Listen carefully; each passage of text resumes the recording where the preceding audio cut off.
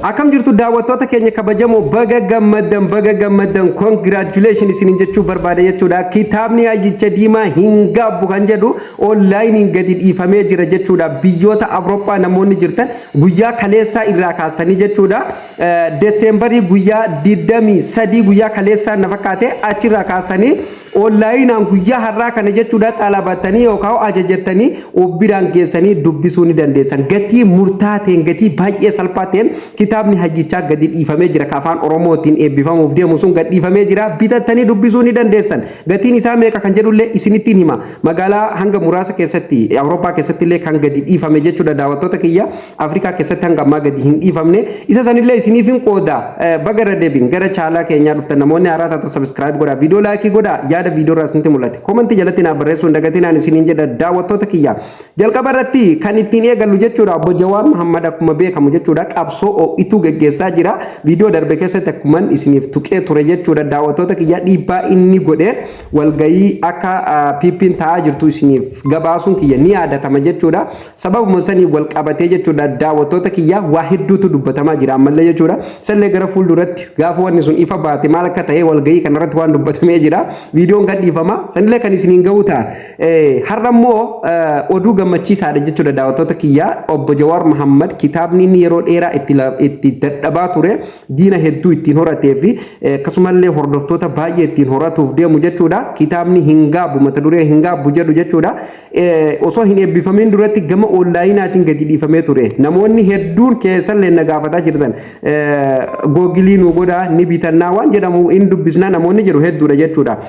Asirratti deebii tokko isiniif hin deebise jechuudha daawwattoota kiyyaa fakkeenyaa fi namoonni gaafii akkasii gaafatanii kitaabni tokko osoo hin eebbifamin osoo seera mataa isaa hin guuttatin gara googilaatiin gadi hin dhiifamu jechuudha. Amma gara googilaatiin kan gadi dhiifame akka isin bitatan birriin bitatuu ni dandeessan ajajattanii jechuudha. Bitatuu ni dandeessan order gootaniiti jechuudha. Malee akkuma amma fakkeenyaaf googilarraa waan argitan seenaalee gootota Oromoo jettanii dubbista kana dubbisuu hin argattanii jechuudha. Gaafa inni eebbifamee public ta'ee bakka eebbifame malee biyyoota hundarra gadi dhiifame malee googila irratti illee haga abbaan eeyyamutti baasuun hin danda'amu jechuudha.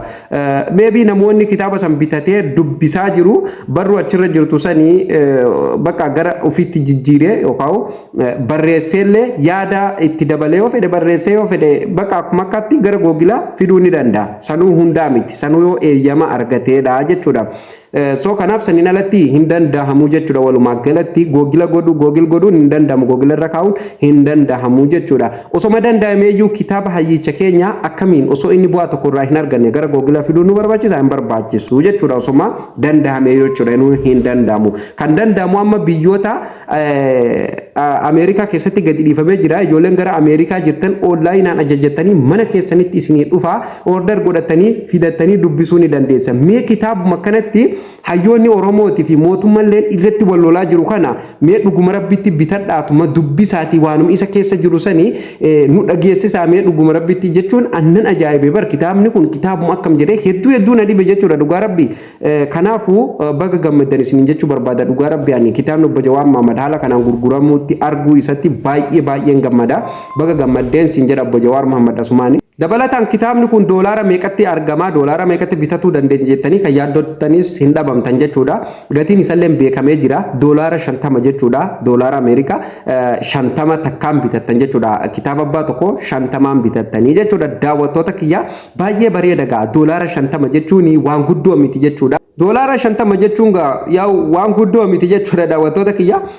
Kanaaf jechuudha bitattanii akka dubbiftan asumaan recommend isiniif godhuu barbaada jechuudha. Daawwattoota kee isin beeksisuu barbaada jechuudha. Hedduu isin fayyada. Hedduu sammuu keessan jijjiiruu danda'a. Jechi hayyuu sammuu namaa jijjiira. Jechi hayyuu sammuu namaa jaaraa. Kitaabni hayyuun barreesse hayyuu si godha jechuudha. Kanaafuu bitadhaatii dubbisaa. Kitaaba san bitatuun hayyuu keessan gargaaru. Kitaaba san bitatuun hayyuu keessan jajjabeessuu. Kitaaba san bitatuun diina hayyuu sun qabu rifaasisuu. Akkasumallee waan kitaaba san keessa jiru dubbistanii sammuu keessanitti qabatu maaltu akka keessa jiru hojiirra oolchuu waan achi keessa jiru san hedduu nama gargaara. Kitaaba Obbo Jawaar Mohammad argattanii doolaara 50 an doolaara 100 nan bita dhugaa rabbi argadhe silaa jechuudha osoo argadde jechuudha. Inshallah gara fuulduratti gaafa biyyoota hundarratti gadi dhiifame akka nu dhaqqabu abdiin qaba. Akkuma nu dhaqqabeen immoo waan keessa jiranillee hamma danda'uu fi waan jechuun hanga danda'ame isinin beeksisa jechuudha daawwattoota kiyya inshallah nugaa jedhee yaada amma tokko namoota baay'een jira waan ta'eef nugaa jedhee yaada hundumaaf hin hanqatu bakka hunda eega eebbifame boodanii kanaaf daawwattoota kiyya namoonni Ameerikaa keessa jirtan gammachuu guddaan akka bitattan abdiin isinirraa qaba. Kanatti aansee jechuudha daawwattoota kiyya kitaabni Obbo Jawaar Mahmad akkuma beekamu jechuudha biyyoota Awurooppaa keessatti akka eebbifamuuf deemu kalee isin beeksisee ture viidiyoo tokko irratti jechuudha. Achitti galmi qophaa'ee dhugaa rabbii qeerroon gara Awurooppaa jirtan baay'ee galatooma keessafuu qeerroon gara Faransaay akkasumallee gara Jarmanii, Noorweey, Niizerlaandii dhugaa rabbii baay'ee nama ajaa'ibdan jechuudha. Barnamoo biyya ofii jiruun daran baqqaa jechuun galma akkaataan isaan itti galma san qopheessanii eegaa jiranii. Ani numaa bar pirezidaantii Ameerikaa wayiituu filannoo geggeessuu deemaa nama jechisiisa. Dhugaa rabbii yeroo tokko yeroo galma san haala ijoolleen sun galma san itti qopheessite ilaaltu an dhugaa nan ajaa'ibi jechuudha. Hedduu dhugaa rabbii hanga kana guutuu ummanni Jawaar Muhammad jaallate jechuudha. Jawween hanga amma durallee cal'isuun isaa hangam takka ummata Oromoo miituu fi hangam takka ummata Oromoo gammachiiftuu fi ummata Oromollee osoo hanga kana guutuu cal'isuun isaa kun hangam takka miituu fi faayidaa hangam akka qabu ummanni Oromollee argee jira. Innillee beekee jira jechuudha.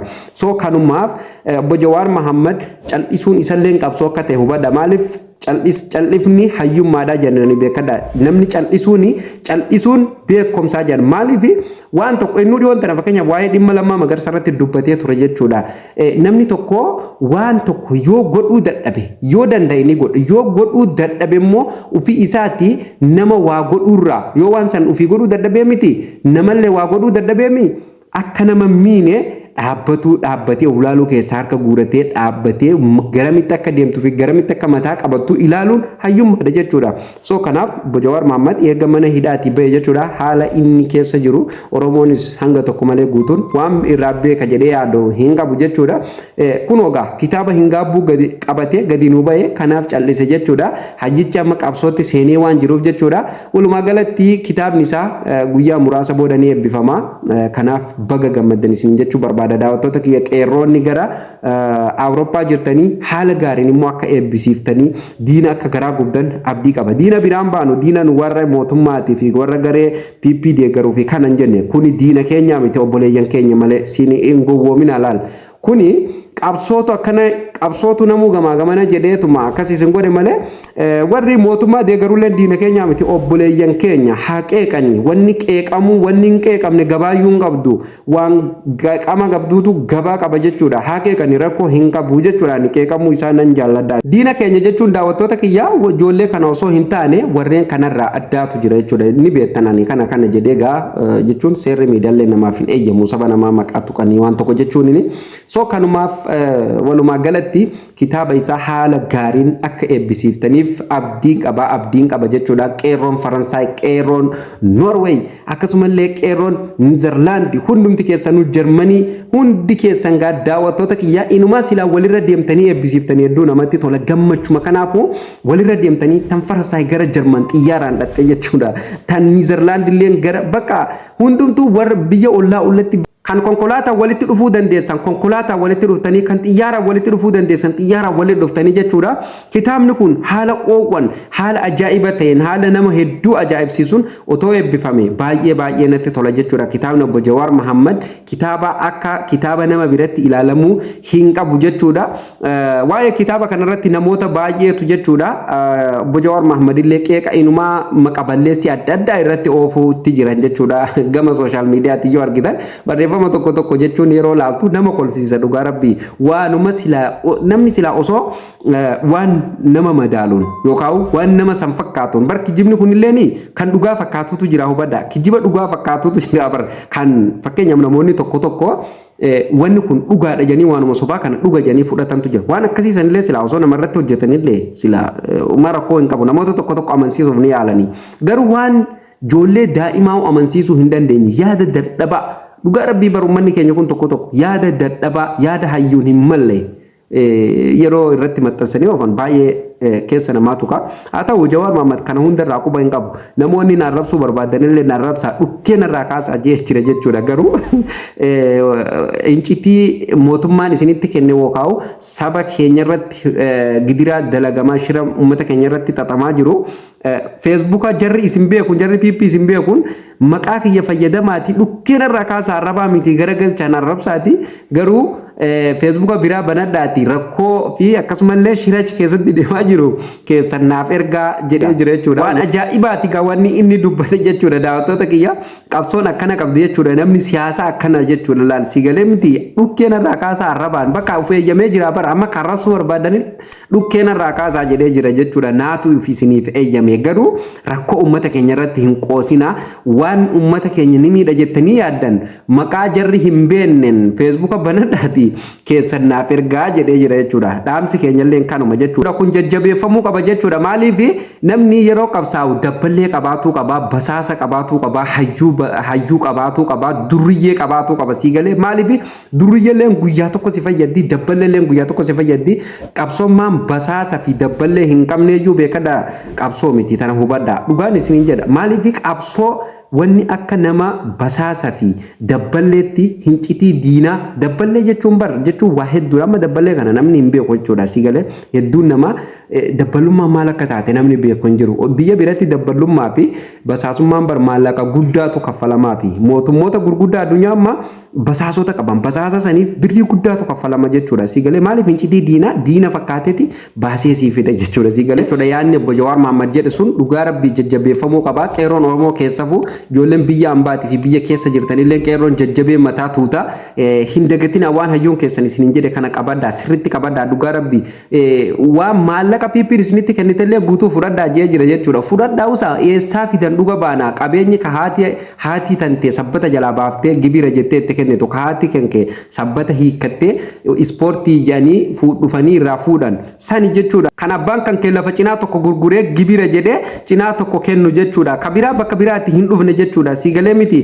kanaaf fudhadhaa maallaqa piippiin isinitti kennite akkuma obbo Jawaar Mohaammed jedhe fudhadhaa garuu immoo saba keessan irratti shiraan hin xaxina dabaan hin yaadina fudhadhaati akka feetanitti hayyuu Oromoo leeqeeqa garuu gaafa shirri Oromoo irratti xaxamu hayyuu keessan erguu hin dagatina egaan daawwattoota keenya kabajamoo qophiin irra isiniif qopheessee dhufe kana fakkaata jechuudha daawwattoota kiyya guyyaa guyyaan oduulee waqtaawaa haala yeroo irratti hundaa'u Oromoof Oromiyaa waan ilaallatu kamiyyuu qabadhee kan isiniif dhiyaadhu ta'a jechuudha daawwattoota kiyya namoonni hanga ammaa chaanala keenya subscribe godhin subscribe godhadhaatii nu hordofaa akkasumallee viidiyoo kana laayikii godhuu hin dagatina daawwattoota kiyya namoota hedduu bira akka ga'uu fi yaada keessan sanduuqa komentii jalatti naaf barreessaa yaada keessan isinirraa fuudha jechuudha daawwattoota kiyya viidiyoo sheerii waliif godhuu hin dagatina qophiin keenya kanaaf itti fufu kanarraa asumarratti kan goolabamu ta'a qophii biraatiin amma walitti deebinutti nagaa